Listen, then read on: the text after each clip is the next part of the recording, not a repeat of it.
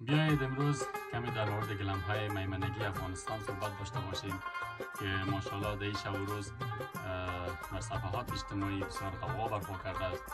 ماشاءالله با دیزاین‌های بسیار مقبول و زیبا وارد بازار شده. این بک‌گراند که می‌بینین ماشاءالله گلمی است از میمنگی که با بهترین رنگ‌آمیزی طبیعی پشم گوسفند و بهترین کیفیت طراحی شده که ما یک ابتکار نو از این گلم ها ساختیم. چنین چوکی ها ما تولید بازار ساختیم که تصویر کم پیش بریم. این پوشنگ از این مکمل از گلم های میمنگی شده که کندنکاری اینها هم با دست است، چوب نورستان که با روک بسیار مقبول طراحی شده و یک دیزاین گل هم چوکی طراحی شده. دیزاین یک نفره است، مکمل پوشنگزی با گلم میمنگی شده که بسیار یک دیزاین مقبول و دارای پایه های مستحکم می باشد. و یک دیزاین دیگر هم طراحی شده به این شکل، دیزاین بیضوی چارپایه و بسیار یک باردار بسیار زیبا، پوشنگ بسیار مقبول با چارپایه مستحکم.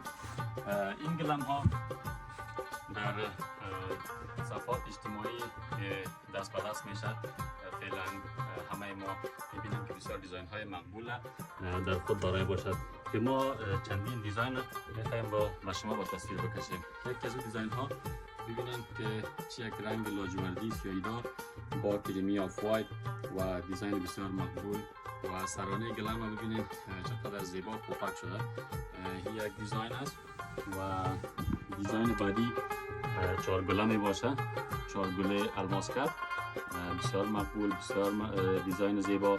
این سایزهای 1.20 در 80 که 1 متر میشه موجود است و از این گلم ها با سایزهای مختلف، هر سایزی که شما دوست داشته باشین موجود است.